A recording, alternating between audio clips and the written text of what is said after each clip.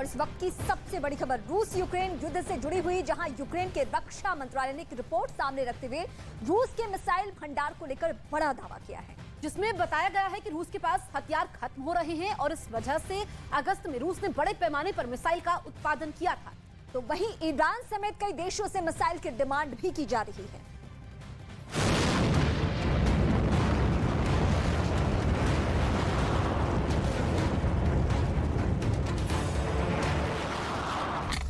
खत्म हो रहा रूस के पास बारूद।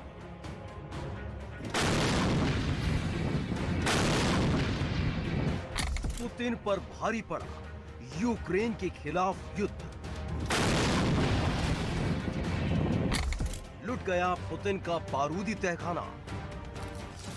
युद्ध की शुरुआत से ही बड़े बड़े रक्षा विशेषज्ञों ने भविष्यवाणी कर दी कि रूस और यूक्रेन के बीच युद्ध ज्यादा दिन नहीं चलने वाला है और इसका परिणाम भी पुतिन के पक्ष में रहने वाला है। लेकिन रूस की हमलों से बर्बाद होते यूक्रेन ने जिस तरह से युद्ध में वापसी की, उसने पुतिन की पलटन के पसीने छुड़ा दिए।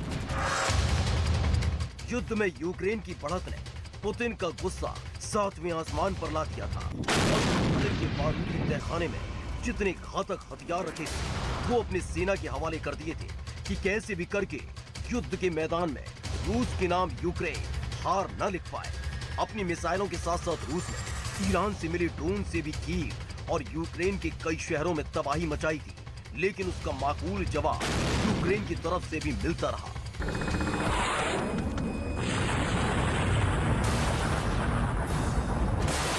रूस और यूक्रेन, पुतिन का बारूदी तहखाना खाली। जंग के बीच यूक्रेन की जो खुफिया रिपोर्ट आई है वो वाकई हैरान करने वाली है। आइए इस वक्त हम आपको बताते हैं कि उस रिपोर्ट में क्या क्या दावा किया गया है। बिल्कुल, तो हम ये बता रहे हैं और जिस तरीके से जो इस्कंदर मिसाइल की अगर हम बात करें तो देखिए कि युद्ध से पहले इसकी संख्या जो थी वो 900 थी, लेकिन अब ताजा हालात क्या है, 119 हो गई है। यानी कि किस तरीके से यहाँ पर इस्कंदर मिसाइल की शॉर्टेज हुई है ये आंकड़े बताते हैं। अब आगे रीमा बताइए। बिल्कुल, तो युद्ध के बीच में क्या हालात बन गए हैं और मिसाइलों की क्या स्थिति है, ये इस वक्त हम दूसरे मिसाइल की बातें करेंगे। कलिब्र मिसाइल जो है उसकी संख्या युद्ध से पहले क्या स्थिति थी, 500 इसकी संख्या, लेकिन अभी ताजा हालात क्या है, 229 इसकी संख्या है। यानी युद्ध में मिसाइलों की भूमिका आपने देखा है कि कैसे ताबड़तोड़ हमले किए जाते हैं और ये दोनों ही मिसाइलों की स्थिति अभी खराब है, यानी है नहीं। बिल्कुल,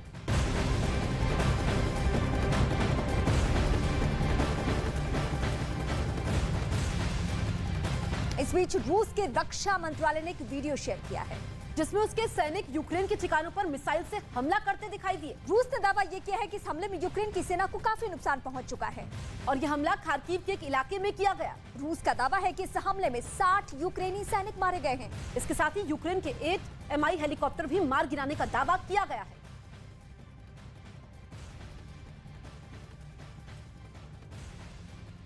यही नहीं, यूक्रेन के रक्षा मंत्रालय ने अपनी रिपोर्ट में रूस की और भी मिसाइल को लेकर बड़ा दावा किया है। और ये दावा क्या कहता है ये इस वक्त हम आपको बताने जा रहे हैं, जिसमें रूस की 3M55 मिसाइल को लेकर जो दावा किया गया है वो हम आपको बताते हैं कि इसकी संख्या कितनी है, 347। बिल्कुल, तो ये यूक्रेन का बड़ा दावा किया गया है। इसके अलावा अगर हम बात करें S-300 मिसाइल की तो इसकी संख्या जो सामने आई है वो 6980 सामने आई है।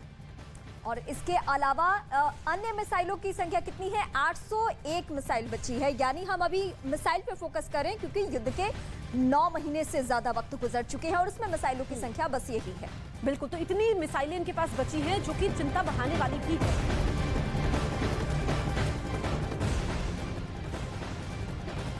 महायुद्ध में रूस के जंगी बेड़े की सबसे घातक मिसाइल कलिब्र की समंदर में तैनाती एक बड़े खतरे का इशारा कर रही है। बिल्कुल, पश्चिमी मीडिया की खबरों में दावा किया जा रहा है कि रूस ने 24 कलिब्र मिसाइलों को काला सागर में तैनात कर दिया है, जो पुतिन के एक इशारे पर यूक्रेन में कहर बरसा सकते हैं।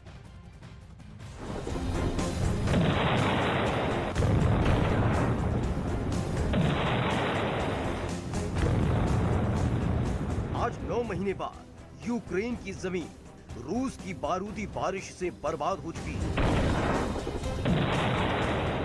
आसमान से बमों की बारिश करने के बाद रूस ने अब युद्ध क्षेत्र में ठोस कदम उठाया है, जिसे सुनकर अमेरिका, यूक्रेन समेत नेटो देशों के माथे पर शिकन आ गई है। पश्चिमी मीडिया में दावा किया जा रहा है कि रूस ने काला सागर में 24 कलेब्र क्रूज मिसाइल तैनात कर दी हैं। यूक्रेन के खिलाफ रूस ने अपने उन सभी घातक हथियारों को जंग के मैदान में उतारा है जिनसे वो यूक्रेन को शिकस्त दे सके, फिर चाहे वो मिसाइल हो या फिर ड्रोन या फिर सोवियत काल के हथियार। अपने बारूदी खाने में रखे छोटे से लेकर बड़े हर एक हथियार कदम पुतिन इस युद्ध में दिखा रहे हैं।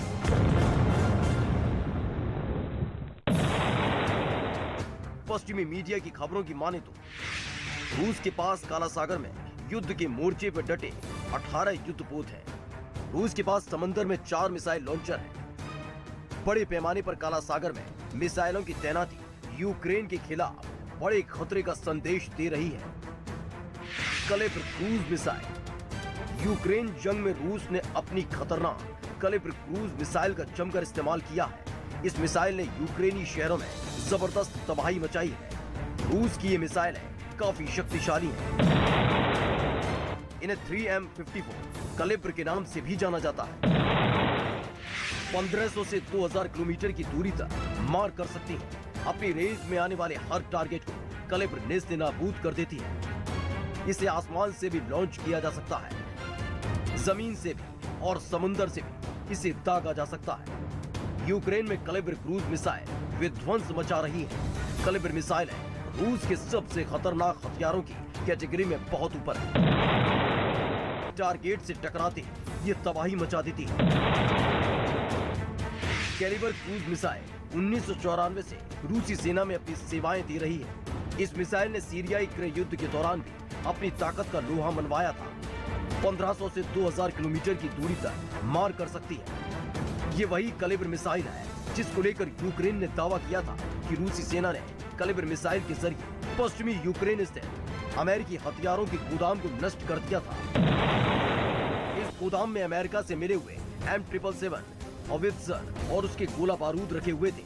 दावा ये भी था कि इस मिसाइल अटैक में गोदाम के परखच्चे उड़ गए थे। यूक्रेन ने रूस के हमले के डर से इस गोदाम को पोलैंड सीमा के पास बनाया था, लेकिन कलेब्र का कहर उस पर बरसा।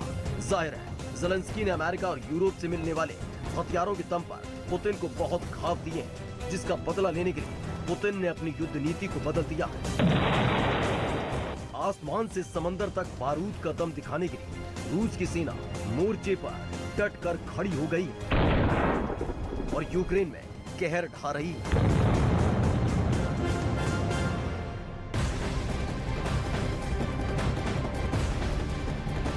जंग के मैदान से एक और बड़ी खबर आ रही है। यूक्रेन के सैनिक पूरे जोश में मोर्चे पर डटे हुए हैं और जिसका वीडियो यूक्रेन के दक्षिण इलाके से आ चुका है सामने, जिसमें यूक्रेन की आर्टिलरी यूनिट रूस का मुकाबला करती हुई नजर आ रही है। तोप से गोलाबारी की जा रही है। इस स्पेशल ऑपरेशन में रूस के ठिकानों को खोजकर उन्हें तबाह किया जा रहा है।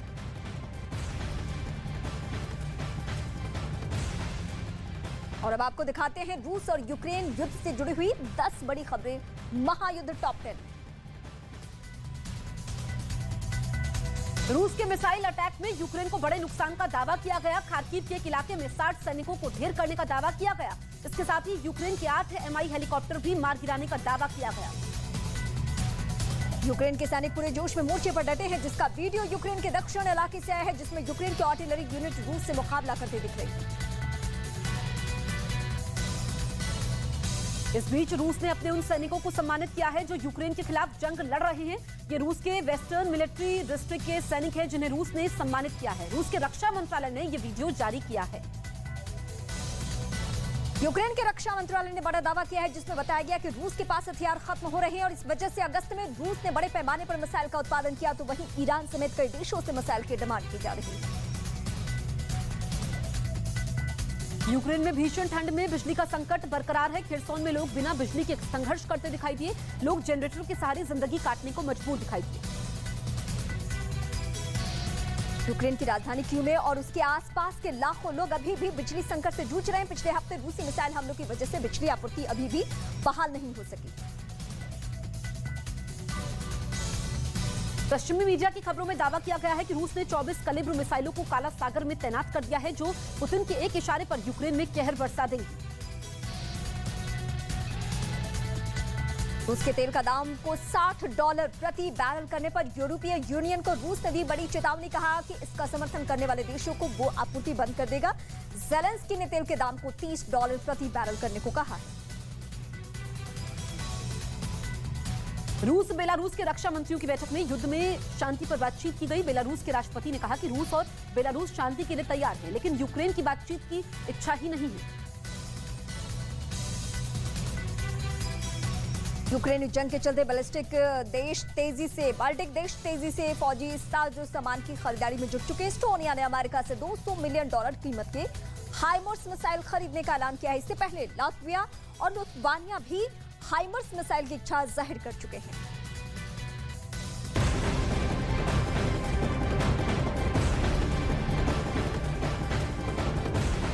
पुतिन को युद्ध को लेकर मॉस्को में जो भी रिपोर्ट मिले, लेकिन वो उसे हमेशा कादिरफ से चेक करवाते हैं, क्योंकि पुतिन को यकीन है कि युद्ध को लेकर ज़ेलेंस्की से ज्यादा झूठ कोई नहीं बोल रहा। ज़ेलेंस्की ने दावा किया है कि रूस के इस महीने के अंत तक रूस के मारे गए सैनिकों की तादाद 1 लाख पहुंच सकती है। इस रिपोर्ट में कितना सच है, ये बात आपको रिपोर्ट के जरिए देखकर पता चलेगा।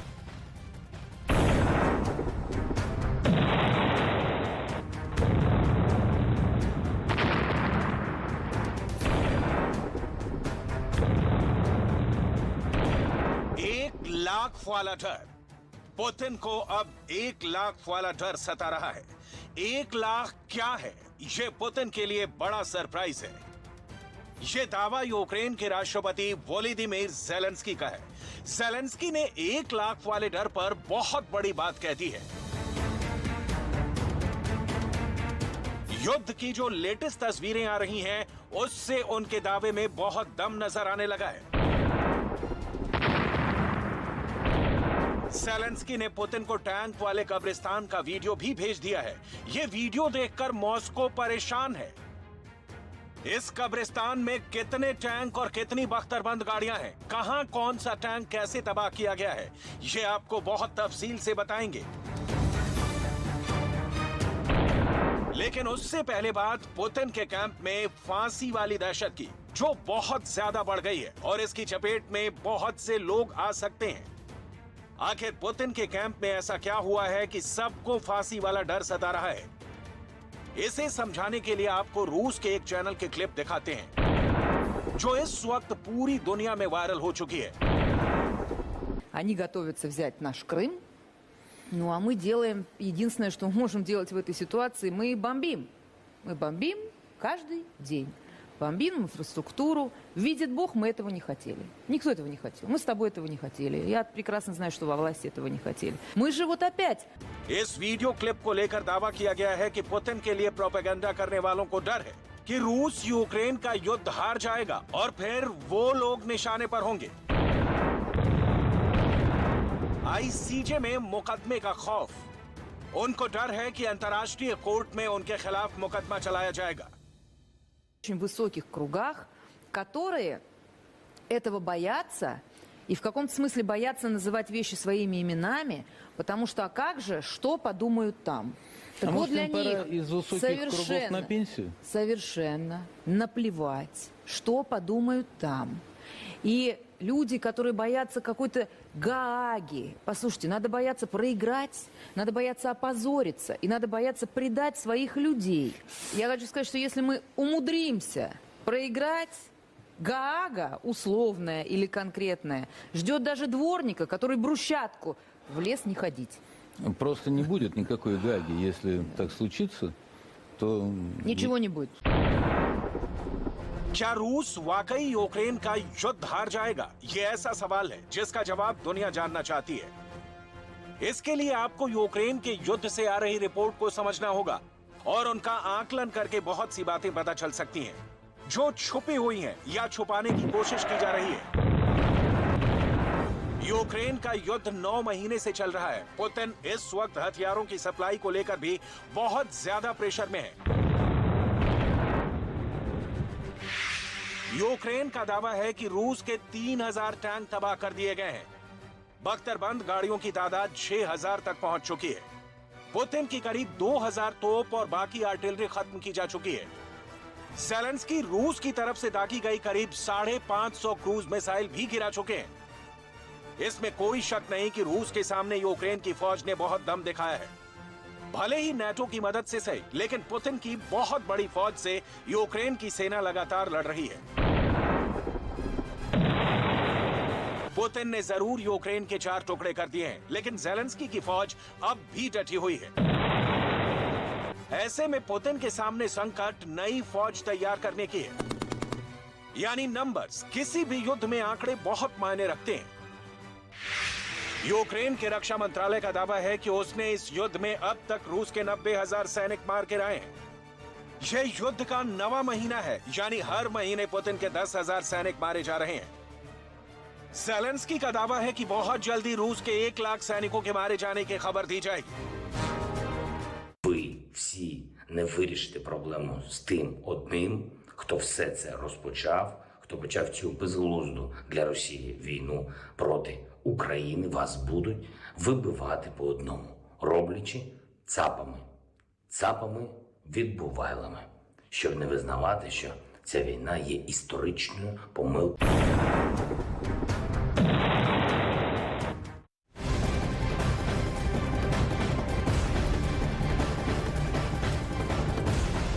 और इस वक्त बड़ी खबर मिल रही है यूक्रेन से, जहां भीषण ठंड में बिजली का संकट अभी भी बरकरार है। रूस के हमलों के बाद वहां के बिजली घर तबाह हो गए हैं, जो अभी तक ठीक नहीं हो पाए। खरसोन में ऐसी ही एक तस्वीर आई है जिसमें लोग बिना बिजली के संघर्ष करते दिखे। लोग जनरेटर के सहारे जिंदगी काटने को मजबूर दिखाई दिए।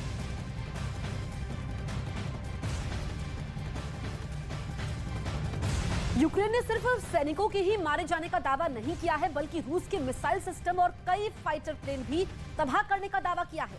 यूक्रेन के दावे के मुताबिक उसकी सेना ने रूस के 400 मल्टी रॉकेट लॉन्चर तबाह कर दिए।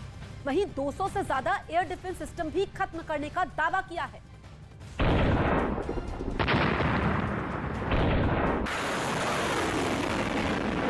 यूक्रेन में जिस तरह की लड़ाई चल रही है, उसे देखते हुए इसमें कोई शक नहीं कि ज़ेलेंस्की ने जो कहा, उसकी कुछ बातें पुतिन के लिए बड़ा अलर्ट बनकर आई हैं। पुतिन के मौत वाले कुएं को लेकर यूरोप का मीडिया भी बहुत आक्रामक है। ज़ेलेंस्की की कोशिश है कि ऐसे आंकड़े जारी करके वो यूक्रेन की फौज का हौसला बुलंद रखे।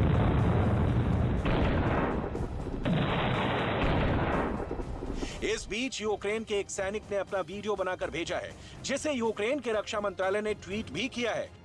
यूक्रेन की सेना भले डॉनबास में जूझ रही हो, लेकिन उसकी सेना का हौसला बढ़ाने के लिए बहुत से वीडियो वायरल किए जा रहे हैं। Привіт. Я поїв, тепло одягнувся, шапку одягнув. Іду гуляти. Переживати не треба. Зі мною мої друзі. Ми будемо чемні. Справді це повідомлення не тільки для моєї мами, а для всіх наших мам, які нас люблять, чекають та переживають за нас. Знаю, ви нас ростили не для війни, але ви нас виховували справжніми чоловіками. І коли в нашу країну прийшла біда, ми пішли на захист всього самого найдорожчого, що в нас є. Чекайте, ми обов'язково всі повернемося, і ви знову зможете нас посварити вдома, повчити, що ми неправильно робимо, та чогось смачного нам приготувати. До зустрічі вдома. पुतिन को डराने के लिए ज़ेलेंस्की भी बड़ी बड़ी बातें करते हैं, और उनके सैनिकों ने भी यही चीजें उनसे सीखी हैं। इसलिए रूस को जो भी नुकसान हो रहा है, उसमें ज़ेलेंस्की के आंकड़ों पर पूरा भरोसा नहीं किया जा सकता। ज़ेलेंस्की को पुतिन की फोर्स पर हमलों को लेकर रोज रिपोर्ट भेजी जा रही है। पुतिन चाहे इससे इत्तेफाक ना रखें, लेकिन इसमें 50% बात भी अगर सच है, तो ये पुतिन की फौज के लिए बड़े झटके की तरह है। इसलिए ज़ेलेंस्की की तरफ से भेजे गए कुछ और आंकड़े देखिए। यूक्रेन का दावा है कि रूस के 400 मल्टी रॉकेट लॉन्चर तबाह कर दिए गए हैं। 200 से ज्यादा एयर डिफेंस सिस्टम भी खत्म कर दिए गए। 4,500 मिलिट्री व्हीकल हमलों में तबाह हो चुके हैं। 16 नेवल शिप तबाह कर दिए गए हैं।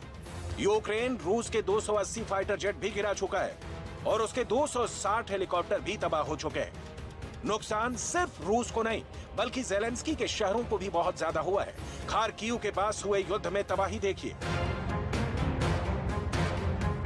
यहां पूरी तरह बर्बाद हो चुके टैंक और तबाह हुए घर देखे जा सकते हैं। नुकसान बहुत ज्यादा हुआ है। बारूदी सुरंग बिछी हुई है और उनसे आगाह करने के लिए बोर्ड भी लगाए गए हैं। बसों से लेकर लोगों की गाड़ियां और उनकी प्रॉपर्टी पूरी तरह खत्म हो चुकी है। Колхозно. У нас тут чоловік поїв. Держав техніки, накупляв нової. Комбайнів, сіялок, все така імпортна, хороша. Побили все. ये खारकीव के पास कामियान का गांव है। देखा जाए तो अब ये गांव पूरी तरह खत्म हो चुका है। यहाँ कई महीनों तक युद्ध चला है और हालात ऐसे हैं कि बुजुर्ग लोग दूसरे विश्व युद्ध को याद करते हैं। लोगों को अब सुरक्षित जगह ले जाया जा रहा है ताकि उनकी जान किसी तरह बचाई जा सके। Це треба якось зупинити іменно Росію, а не кого-небудь віддільно, яку-небудь там групку людей, які зайшли в Україну. Ні, це вся країна. Треба її всю зупинити, тому що без цього не буде тут у нас миру.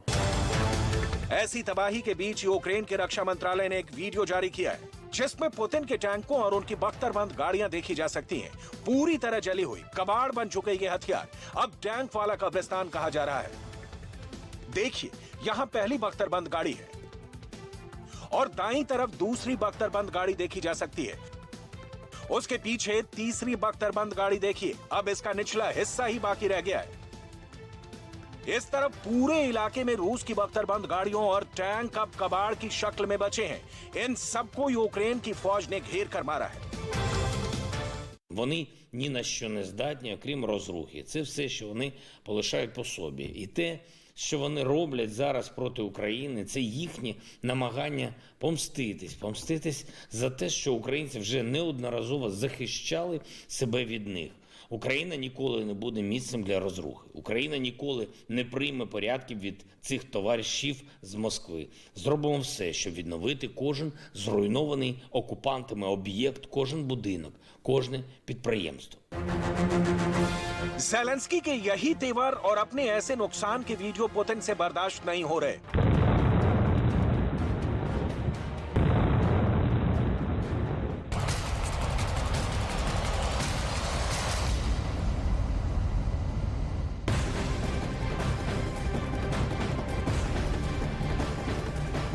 राजस्थान के सीकर में हुई गैंगवॉर मामले में बड़ी खबर आ रही है। पुलिस ने गैंगस्टर राजू ठेहट की हत्या करने वाले 5 शूटर्स को गिरफ्तार कर लिया है। पुलिस एनकाउंटर में पुलिस और बदमाशों के बीच गोलियां भी चली और जिसमें 2 बदमाश जख्मी हो चुके हैं। 2 शूटर हरियाणा बॉर्डर से गिरफ्तार किए गए हैं। तो वहीं 3 शूटरों को राजस्थान के झुंझुनू से गिरफ्तार किया गया है और 3 बदमाश नवीन मेघवाल, इसके अलावा जतिन मेघवाल और सतीश कुम्हार हरियाणा के भिवानी के रहने वाले। वहीं 2 शूटर मनीष जाट और विक्रम गुर्जर सीकर के ही रहने वाले हैं। पुलिस ने भारी मात्रा में हथियार भी बरामद किए इनके साथ से। वो पहली तस्वीर जब ये शूट आउट की तस्वीरें कैप्चर हुई थी उसके बाद अब गिरफ्तारी इनकी हो गई है। तो मेरे सहयोगी भवानी इस वक्त लाइव मौजूद है, सीधे उनके पास चलते हैं। भवानी, सीकर गैंगवॉर के 5 शूटर गिरफ्तार कर लिए गए हैं, ये पुलिस के लिए बड़ी कामयाबी है। देखिए जसप्रीत, बिल्कुल बड़ी कामयाबी है जिसका इंतजार किया जा रहा था, क्योंकि 24 घंटे बाद में पुलिस ने गिरफ्तार कर लिया गया है। झुंझुनू से और हरियाणा बॉर्डर से, हरियाणा के डाबला गांव से गिरफ्तार किया और 3 को झुंझुनू से गिरफ्तार किया। इसमें से 3 शूटर हरियाणा के रहने वाले हैं, 2 सीकर के ही हैं। गिरफ्तार कर लिया। लेकिन दूसरी तस्वीर आपको जसप्रीत बता रहा हूँ, यहाँ पर सीकर के एसके अस्पताल की मोर्चरी के बाहर है, वहाँ अभी भी प्रदर्शन चल रहा है। आप सामने देख सकते हैं कि पुलिस फोर्स तैनात है। अभी 2 शव यहाँ रखे हुए हैं, एक राजू ठेठ का है, एक ताराचंद जो अपनी बेटी से मिलने आया, वो उनकी मौत हो गई थी। दोनों के शव रखे हुए हैं। मांग ये कर रहे हैं कि राजू ठेठ के परिवार को सुरक्षा दी जाए और दूसरी मांग ये कर रहे हैं कि ताराचंद के परिवार को 1 करोड़ का मुआवजा और सरकारी नौकरी दी जाए। उसकी मांग को लेकर अभी भी शव नहीं ले रहे हैं, पोस्टमार्टम नहीं करा रहे हैं। जी जसवीर। भिवानी, जिस तरीके से ये खबर निकलकर सामने आई उसके बाद लोगों का गुस्सा स्वाभाविक है, लाजमी है और यही वजह है कि वो सड़कों पे हैं, धरना प्रदर्शन कर रहे हैं। भले पुलिस को आज ही कामयाबी हाथ लगी हो कि उसने गिरफ्तार कर लिया हो, लेकिन ऐसा माहौल कैसे हो जाता है जहां पे गैंग वॉर की घटना हो और उसमें मारा जाए कौन? राजू ठेहट भी और एक आम आदमी जिसका इस पूरे मसले से लेना देना ही नहीं था। देखिए बहुत बड़ी बात है, जहां पर ये गैंगवॉर हुई है, आप देखिए कि बहुत भीड़ भाड़ वाला इलाका और सीकर के सबसे कोचिंग इंस्टीट्यूट में से एक कोचिंग इंस्टीट्यूट है जिसके अंदर वो एडमिशन लेते हैं 2 शूटर, उसके बाद में 1 महीने तक रेकी करते हैं। वहाँ सीसीटीवी कैमरे लगे हुए हैं और उसके बीच में दिन दहाड़े आप देखिए कि किस तरीके से जो सीसीटीवी तस्वीरें गोलियां चलाते हुए भाग रहे हैं। मौके पे हम जाकर आए हैं, जो नज़ारा आ रहा वहाँ पर बड़ी संख्या में स्टूडेंट थे और इस गोलीबारी के अंदर क्योंकि हवाई फायरिंग भी की थी, किसी स्टूडेंट की जान भी जा सकती थी। तो ये काफ़ी रिस्क वाला है और आप देखिए कि देश भर में जहाँ क्रैकडाउन चल रहा है इस वक्त जो गैंगस्टर के खिलाफ, और उसमें सीकर की गैंगवार देश भर के लिए बहुत बड़ा सबक है कि किस तरीके से अभी भी जो गैंग है वो इतनी हावी है। जी ठीक है भवानी, आप नजर बनाए रखिए, आगे भी हम आपसे अपडेट लेंगे।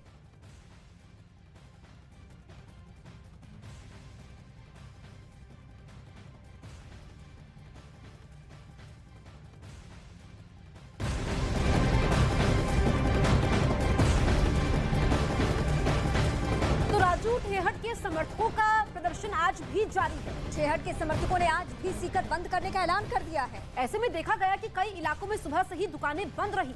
समर्थक अस्पताल की मोर्चरी के बाहर धरना पे बैठे हुए हैं इस वक्त भी। समर्थक ना तो पोस्टमार्टम के लिए तैयार हैं और ना ही अंतिम संस्कार के लिए। ठेहट के समर्थकों की मांग है कि राजू ठेहट के परिवार को सुरक्षा दी जाए। साथ ही मारे गए दूसरे शख्स ताराचंद के परिवार में से किसी को नौकरी और मुआवजा दिया जाए। और सहयोगी भवानी का भी यही कहना था कि तकरीबन 1 करोड़ की मांग की जा रही है, तब हम अंतिम संस्कार करेंगे। ये ताराचंद के परिवार का कहना है, जो कि अपनी बेटी से मिलने पहुंचे हुए थे ताराचंद, और वहीं पे ये घटना हो गई। मैं सीधे भवानी का एक बार फिर से रुख करूंगी। भवानी, ये बहुत बड़ी बात है जो जिस घटना का हम जिक्र भी कर रहे थे कि कैसे गैंगवॉर हो सकता है, और ऐसे वक्त में जब पंजाब से लेके हरियाणा और राजस्थान सिद्धू मूसेवाला जब प्रकरण हुआ, उसी वक्त पता था कि ये जो पूरा गैंग है जो कि एक दूसरे से दुश्मनी सालों साल से निभा रहा है, ये गैंगवॉर कर सकता है, और फिर भी पुलिस की अलर्टनेस उस तरीके से थी नहीं। देखिए बिल्कुल, अब और ये बहुत बड़ा फेल्योर है राजस्थान पुलिस का भी, सारी सुरक्षा एजेंसियों का, कि आप सीकर शहर के अंदर, सीकर राजस्थान के अंदर दूसरी कोचिंग सिटी मानी जाती है। राजस्थान से और राजस्थान ही नहीं, आसपास के स्टेट से कोचिंग के बड़े बच्चे आते हैं यहाँ पर, और सीकर के अंदर पहले भी 1-2 बार ऐसी वारदातें हो चुकी है। और ये आसपास का एरिया सीकर, बीकानेर, नागौर, ये जो लॉरेंस गैंग है, लॉरेंस गैंग का ऑपरेशन का एरिया माना जाता है यहाँ पर, और यहाँ पर कई छोटी छोटी गैंग हैं, गैंगस्टर काम कर रहे हैं, और लगातार यहाँ पर क्रैकडाउन की जरूरत थी, पुलिस को सतर्कता की जरूरत थी, और वो नहीं बरती गई। उसी लापरवाही का नतीजा है कि इतनी बड़ी यहाँ पर दिन दहाड़े गैंगवार होती है, खुलेआम इस तरीके से हथियार लेकर घूमते हैं। तो ये काफी चिंता वाली बात है, और अब अगर इस पे क्रैकडाउन राजस्थान पुलिस ने नहीं किया तो सीकर में लोगों को जो डर है, दहशत है कि कहीं ऐसा नहीं हो कि फिर ऐसा कोई हादसा वाकया आ जाए। बिल्कुल, तो इसी को लेकर के लोगों में डर है भवानी। और ताराचंद जो कि अपनी बेटी से मिलने गए थे, और वो तस्वीरें सबने देखी कि किस तरीके से वहां पर उनको मार दिया जाता है। तो यहाँ पर आपसे समझना चाहेंगे कि जो सरकारी नौकरी की मांग उनकी तरफ से की जा रही है, उस पर क्या कहना है, ये हम आपसे आगे जानेंगे। लेकिन इस बड़ी खबर पर हमारी नजर बनी हुई है।